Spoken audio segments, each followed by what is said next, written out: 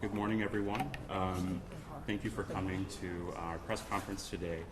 I'm going to go ahead and introduce the speakers, the leaders of this initiative, and then we're going to watch a short video of the Revival Time for a Moral Revolution of Values on the television surrounding.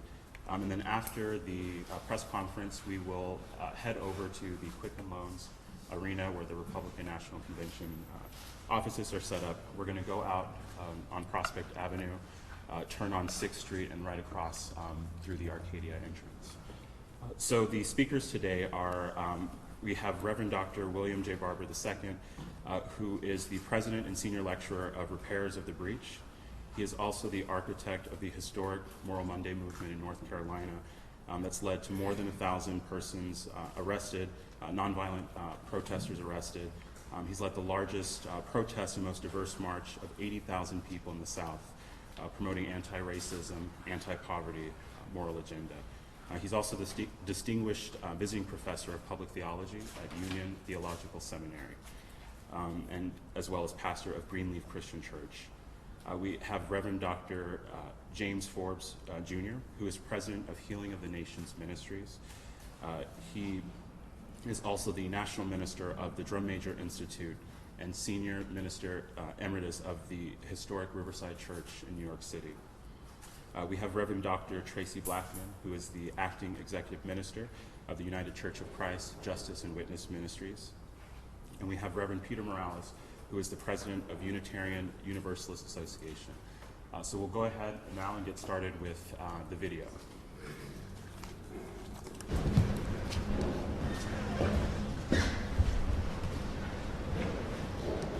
Are literally to America. There is a dangerous agenda afoot. If someone doesn't have bread to eat or a decent education, a decent job, decent wages, that's poverty. God respects the poor. God remembers the poor. God helps the poor. One of the biggest stumbling blocks for adults in poverty is access to health care. For me, the expansion of health care is a pro-life issue. Moral dissenters must stand up again today, not just in our sanctuaries of safety, but we must carry the sanctuary into the public square. Build up what I was after. Hallelujah! God the glory, revive us again.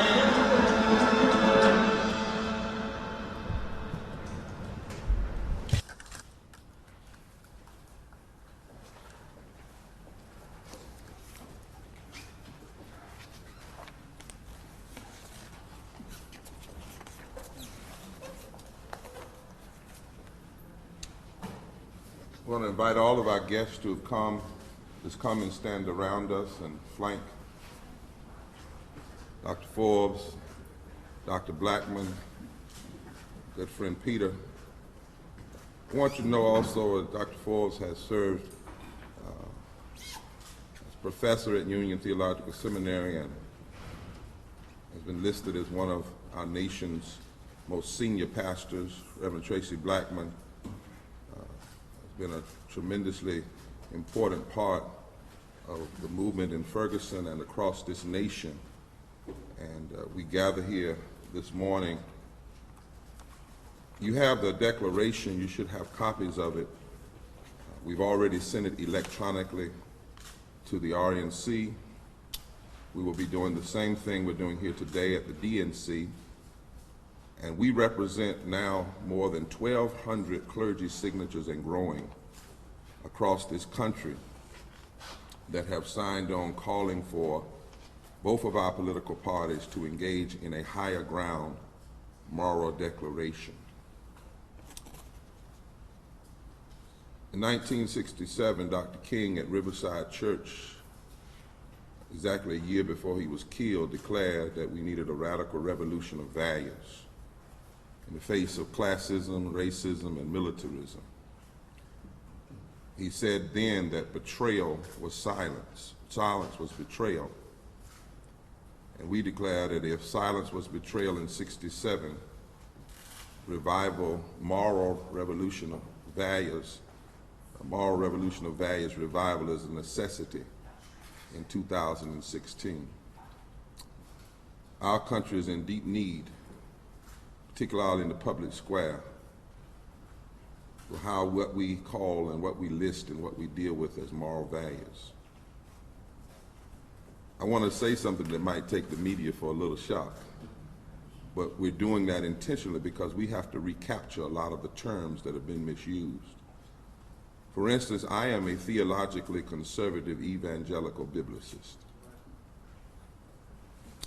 That's the very reason I grieve, as do thousands, hundreds of thousands, millions possibly, when some attempt to suggest that the only moral issues in the public square is where do you stand against the LGBT community, where do you stand for prayer in the schools, where do you stand for poor property rights, where do you stand on gun rights, where do you stand in support of tax cuts for the wealthy. And when you take a position that says the moral position is to believe that the way to deal with poverty is for people to simply live right.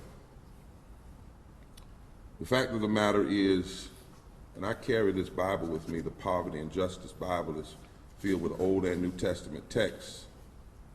And in it you find that love, justice, mercy, equality, care for the least of these, and respect for the image of God in every person is the heart of true biblical, if you will, evangelicalism or biblical public theology. There are over 2,000 scriptures in the holy text, and that's not even including the Quran and other holy texts, that talk about how nations should lift up the poor, children, immigrants, strangers, women, the sick, the bruised, and any who have been made to feel unacceptable.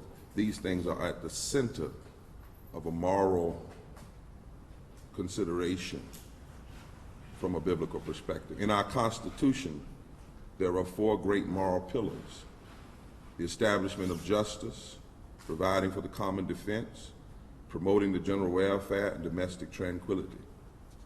And that's why presidential candidates, Republican and Democrats, if you look back in history, whether it was Lincoln or Teddy Roosevelt as Republicans, or whether it was Roosevelt, later Franklin, and later Johnson and Kennedy, who talked about poverty and dealing with race issues and dealing with education and environmental justice as moral issues. One of our great American hymns says, "America, God has shed his grace on thee." And then it says, "God, mend thy every flaw, confirm thy soul in self-control." And then it says, because God has shed his grace on you, work until selfish gain no longer stains the banner of the free. We are delivering this higher ground moral declaration because this left-right argument is too puny, too small, and too low to guide America where we need to go. It just puts us in camps against each other. This whole liberal versus conservative argument, where the term liberal sometimes is made a bad word and concern conservative. We believe that we're liberal and we're conservative. We want to liberally spread justice, and we want to conserve justice because conserve means to hold on to the essence of, and if justice is at the heart of our Constitution and the heart of our religious belief, then how can one be a conservative if you're not trying to conserve justice for all? We have been locked into a linguistic trap. And this limited moral prescription of the so-called religious right and the so-called evangelicalism that many times even attempts to trick the media for, they will say the evangelical vote believes such that, well, I'm an evangelical. Others are evangelicals.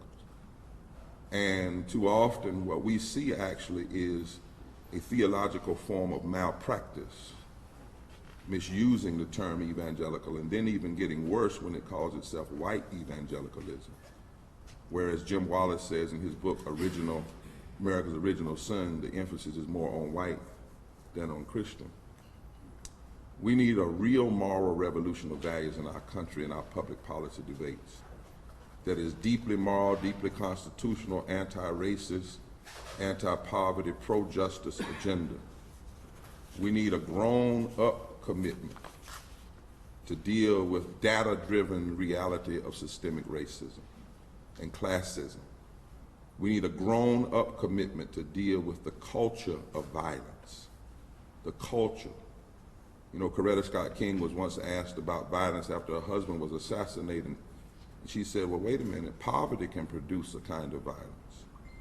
She said, I remind you, starving a child is violence. Suppressing a culture is violence. Neglecting school children is violence. Discrimination against working people, refusing to pay them a living wage is violence. Ghetto housing is violence. Ignoring medical needs is violence. Contempt for equality is violence. And then she said, even a lack of willpower to help humanity is a sick and sinister form of violence.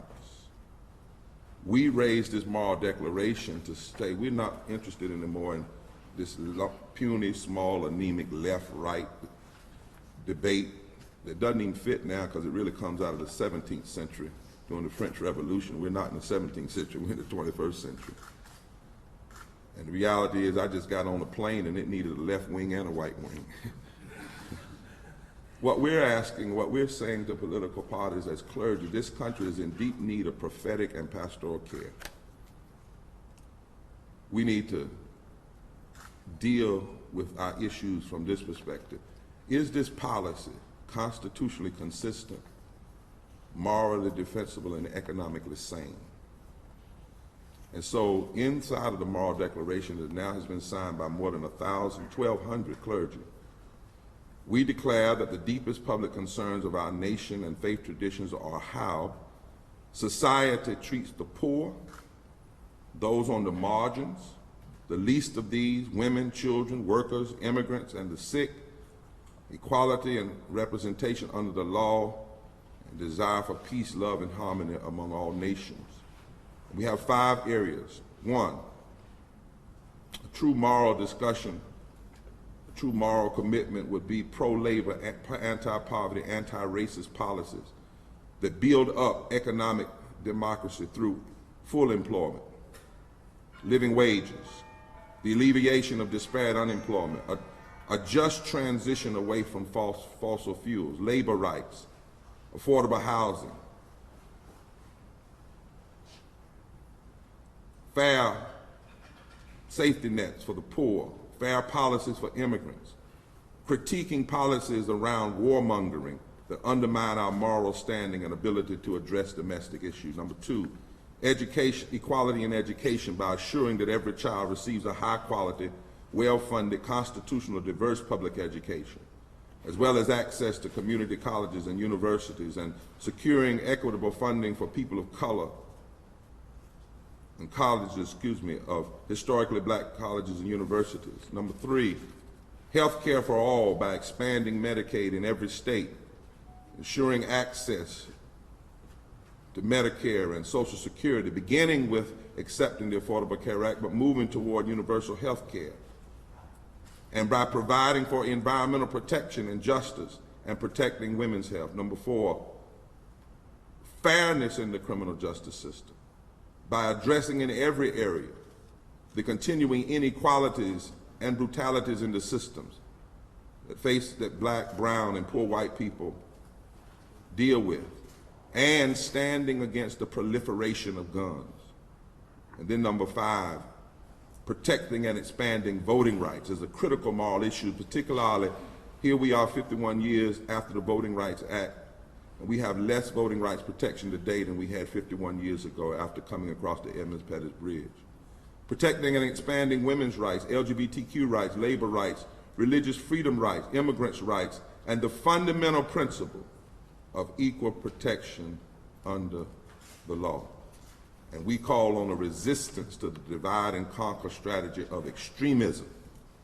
And we call for a moral agenda, a real debate around a moral agenda, both parties, that deal with, and we have a grown-up dealing with racism, classism, poverty, xenophobia. And we resent any attempt to promote hate toward any member of the human family. Let me now invite Dr. Forbes to come and share his remarks. Following him, Dr. Tracy Plackman, and then we will go forward from there.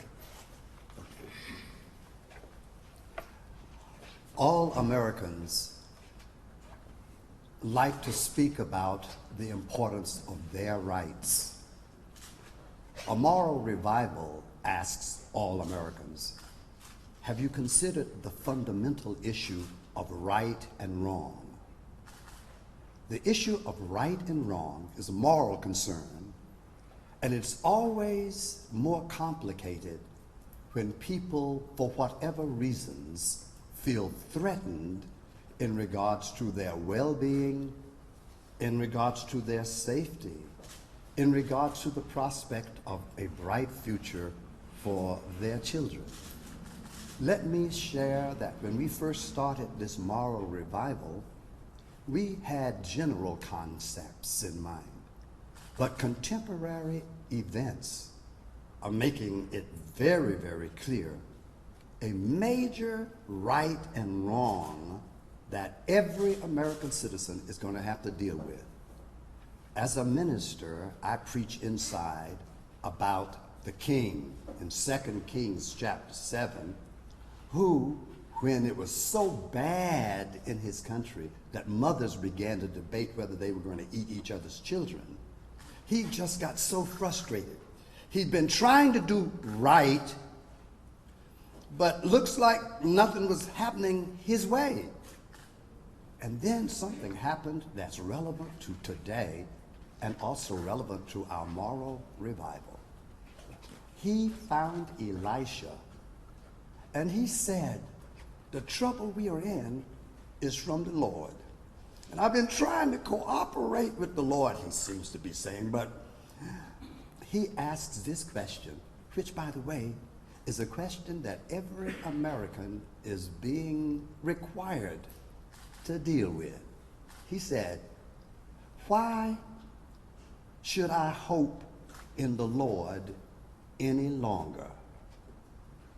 And then he proceeded to get ready to murder Elisha, the representative of the Lord. Now let me tell you something.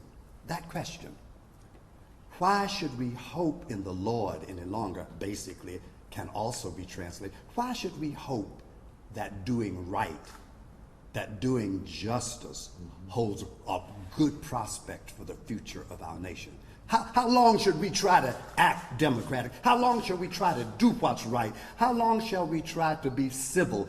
How long shall we try to be respectful? Well, let me tell you what happened. That question was not just in the king. Sometimes what happens in the biblical world or in churches affects what happens on the street. Just the other day, a policeman crouched over a black man had that question. How long shall I hope in the Lord? Why should I hope in the Lord any longer? And he pondered that moral dilemma, and then, bang!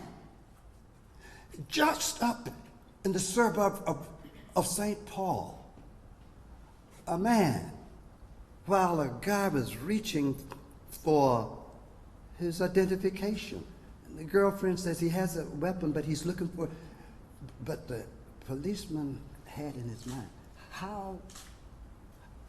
why should I hope in doing right any longer? Bam! Down in Dallas, a black man called Micah. Been listening to Black Lives Matter, listening to all this stuff, seeing what had happened, came to that moral dilemma.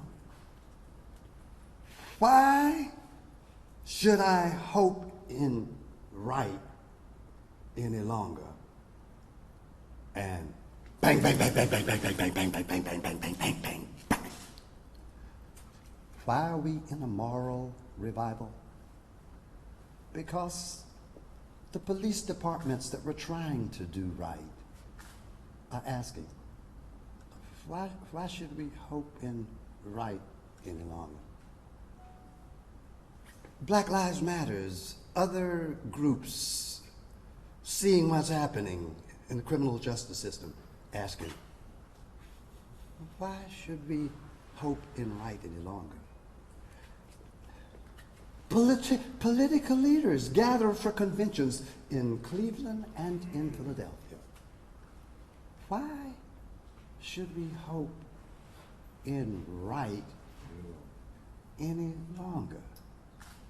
We think that the question is precipitated by the complications of all sorts of rumblings underneath the earth we all stand, whether we're black or white or gay or straight or rich or poor or conservative or liberal or Republican or Democrat. The same ground is shaking.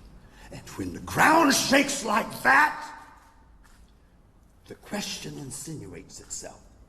Why should we hope in right any longer?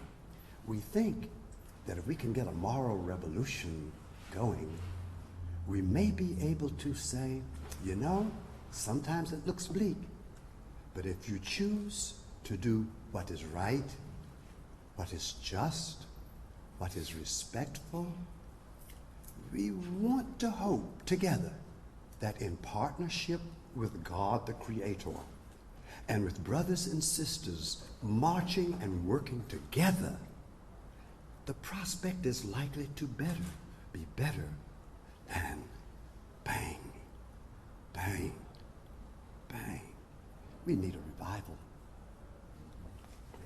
Yes, sir. Yes, sir. Reverend Dr. Blackman. Good morning.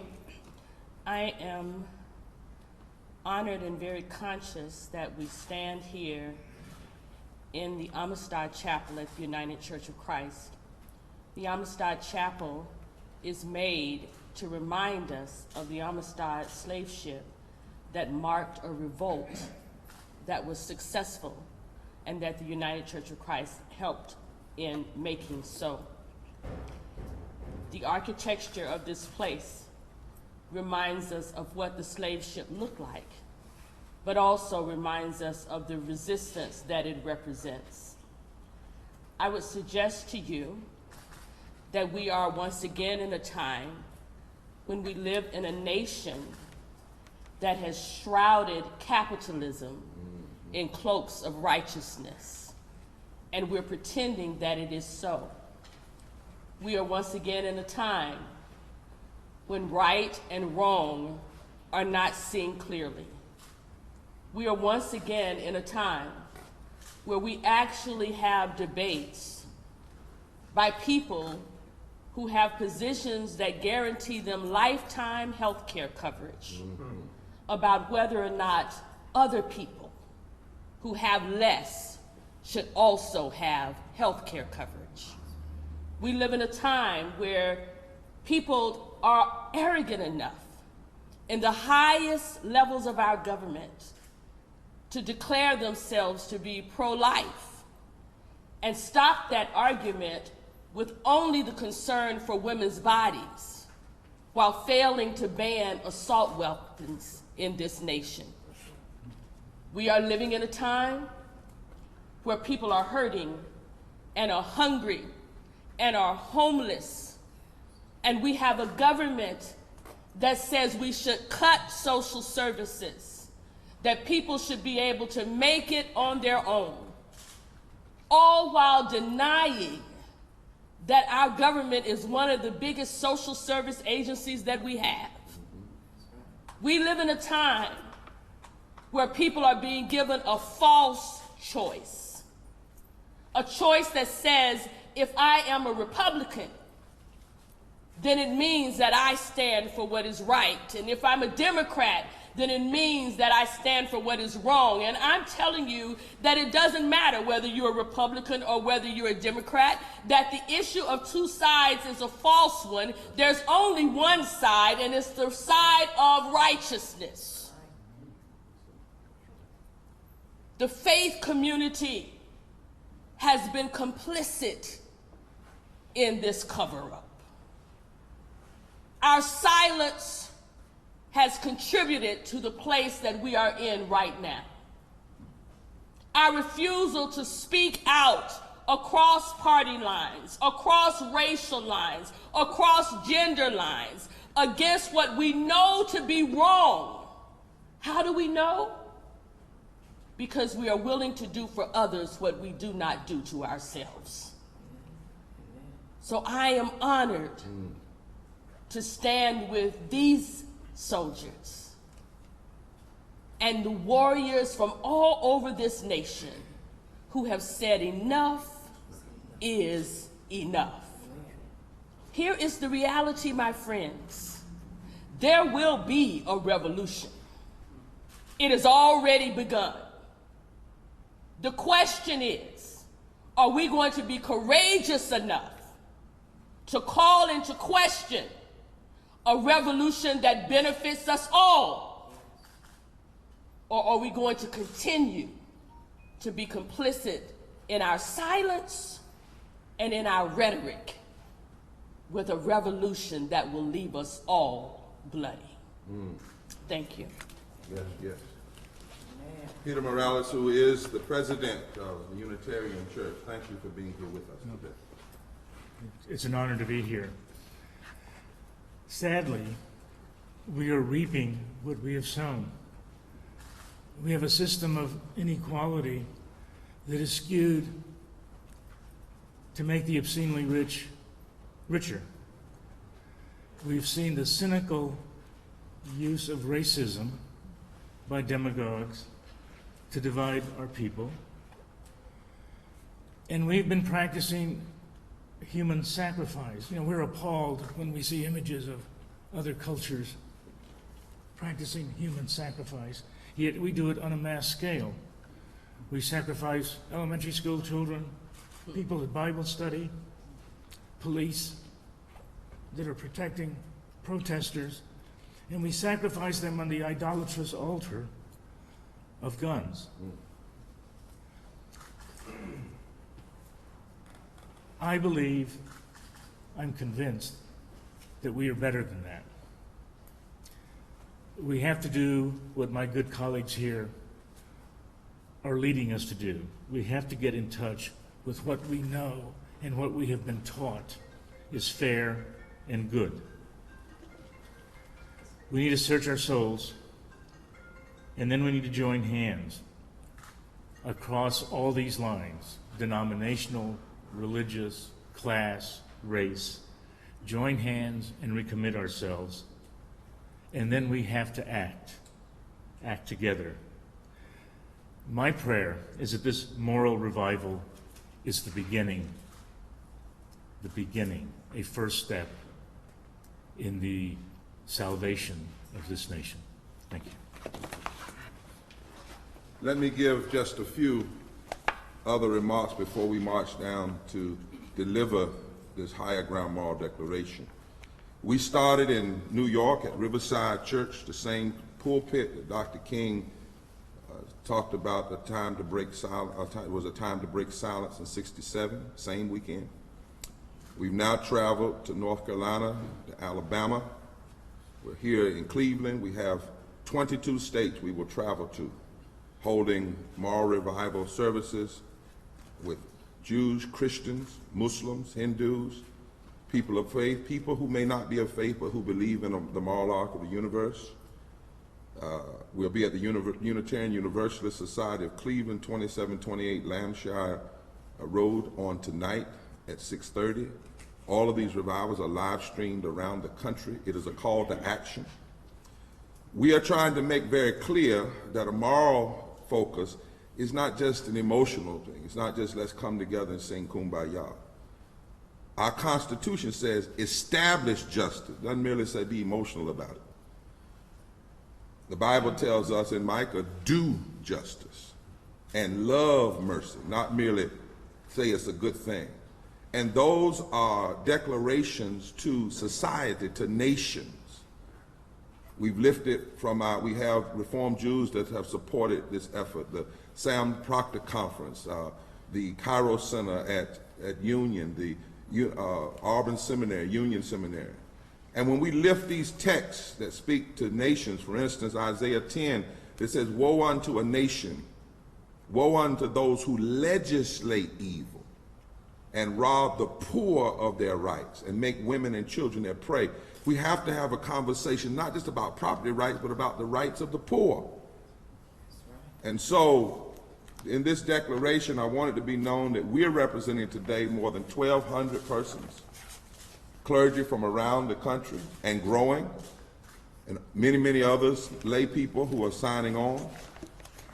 We also have a group of scholars, economists, political scientists that work with us on putting together a moral agenda that's much broader than what's normally talked about in terms of a moral agenda. And inside of this agenda are serious policy recommendations, policy demands.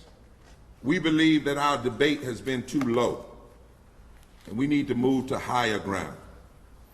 And let me reemphasize one more time, we believe that a true moral agenda, and we hope that the media will press people when they say, well, I'm standing for that which is moral because I'm for prayer in the school. Well, budgets are moral issues. Where you stand on helping the poor and living wages and economic sustainability and the rights of workers are moral issues. Where you stand on the issue of warmongering is a moral issue. Where you stand on the issue of health care for all. I once asked a guy who was debating me and said he didn't believe in health care for all, and I said, are you a Christian? He said, I am. I said, how do you not believe in health care for all when the guy you followed set up free health clinics everywhere he went and healed people? I mean, how do you do that? Environmental justice. Dealing with this criminal justice system and tracing the legacy of legalized death protected by the state, and in the shootings on the street, but also throughout the criminal justice system. That is a moral issue. Yes. Not just Democrat, Republican, left versus right. Voting rights, all of these issues, labor rights, immigrant rights, equal protection under the law. I'm hearing so much discussion now about the Second Amendment is the most important amendment. Wait a minute, what about the First Amendment? What about the 13th Amendment, ending slavery? What about the 14th Amendment that guarantees equal protection under the law for all persons? And when we hear discussions at the highest level about undoing the 14th Amendment, that is a moral crisis, that can even be allowed as a part of the discussion. So we believe that when persons, and it doesn't matter to us what color, what stripe, what party, but when there is in this country a discussion that sounds something like this, if America wants to go forward together, the way we do that is we deny people living wages, we cut health care, we hurt the environment, we underfund public education, we attack teachers, we create a culture of xenophobia, we castigate religions for political reasons. If you really want to go forward,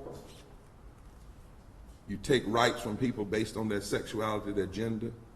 And if you really, really, really want to go forward, you dismiss any legitimate critique of the criminal justice system as somehow an attack on police, an attack on the system, when in fact to critique the ugly side of the system is actually a support for those who do engage in the right kind of protect and serve. And if you really want to go forward, there's this language that says after you've divided people and torn them apart, you really, really want to go forward, make sure everybody can get a gun quicker than they can vote. And we believe that is an immoral agenda. It takes us backwards and it takes us down. And we need to declare higher ground. And so we'll take questions now from members. I'm going to ask Trace and Dr. Forbes and Brother Peter to step up. And we have any questions from members of the media before we walk over.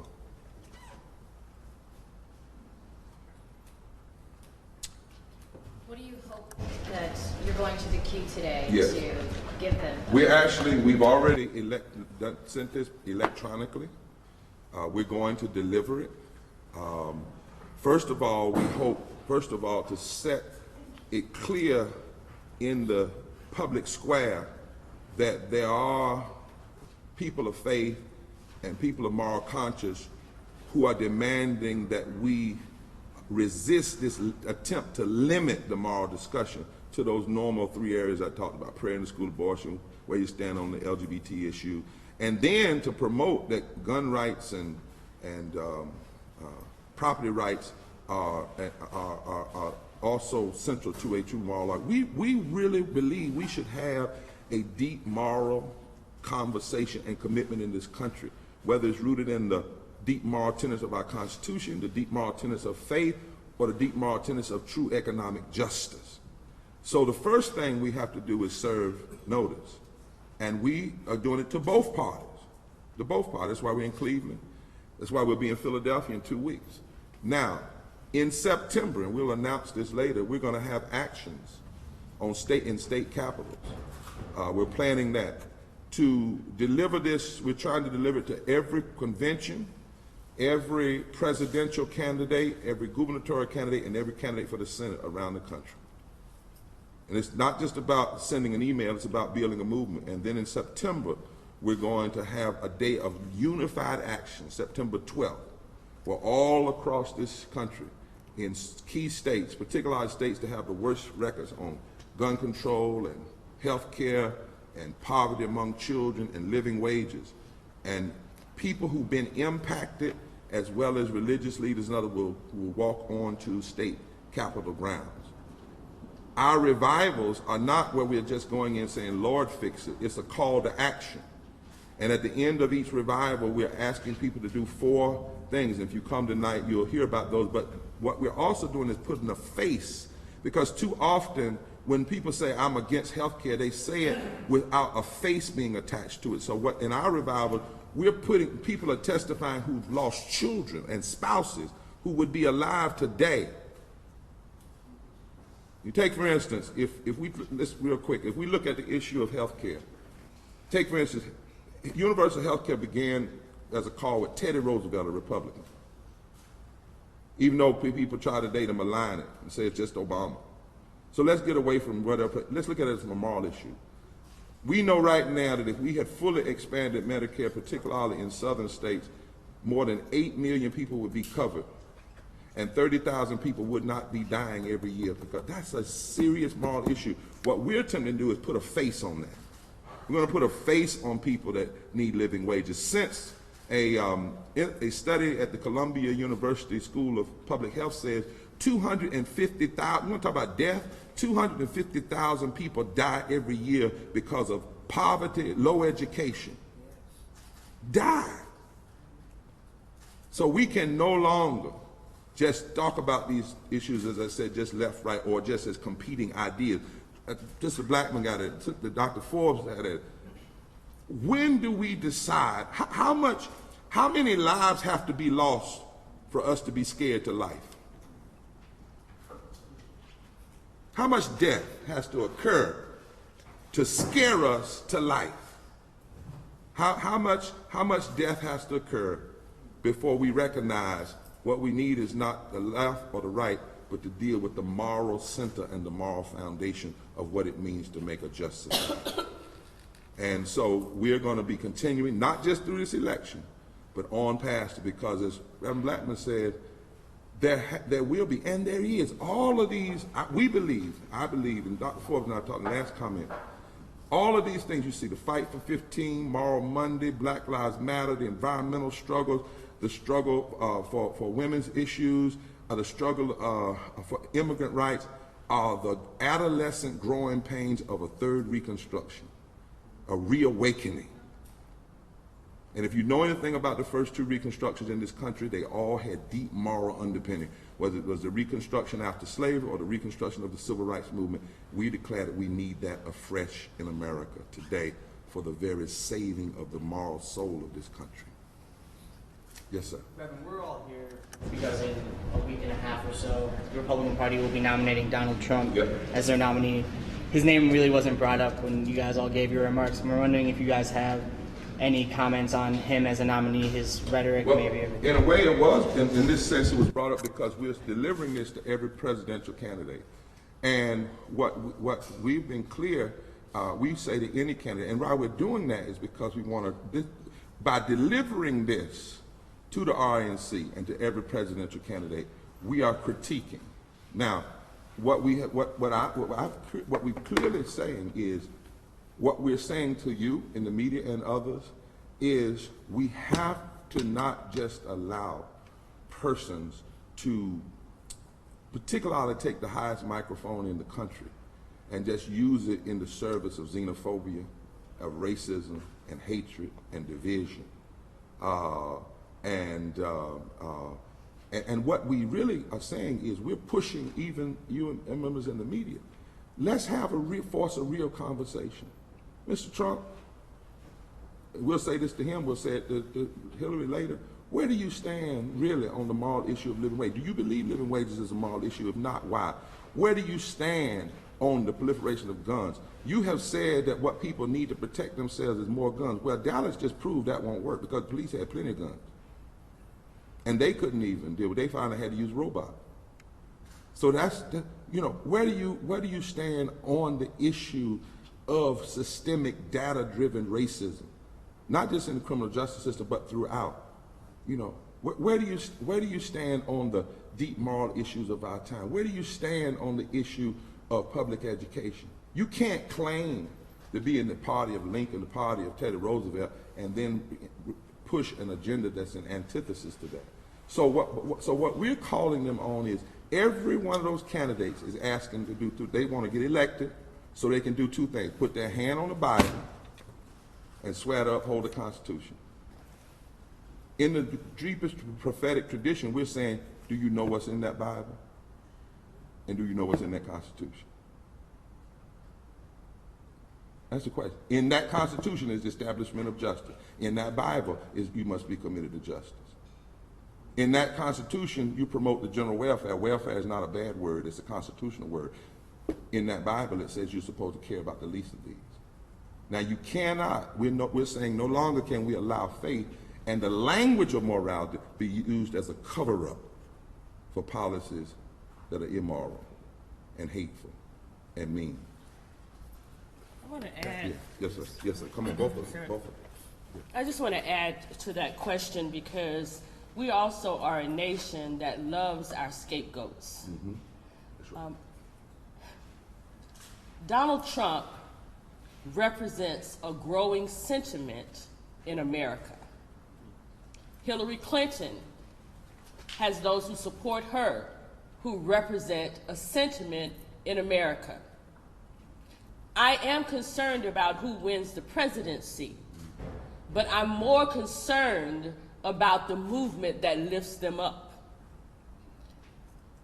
I hold the position that even in Dallas, with the killing of law enforcement officers, in Orlando, with the killing of 49 LGBT, primarily Latina and Black people, in Charleston, with the killing of 9 people who just gathered for Bible study, it is easy for us to make the villain only the one who pulled the trigger. I am suggesting that the hateful rhetoric of this nation loaded the guns. And when we narrow our focus to Donald Trump, who at the core is a businessman, who is promoting what gets him the business, then we let off the hook our personal moral responsibility for what is happening in this country. And that is no longer acceptable. When you have law enforcement who would shoot a Black man rather than interrogate a Black man, it is because there is a growing hatred and fear in this country of the other. And we are all responsible. And we must all change it. So I will not participate in scapegoating.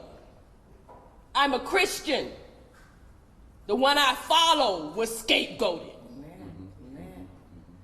I am saying all of us, including me, we are responsible for what is happening in America. And how dare us presume to critique other nations, other countries, when we have human rights violations in our own.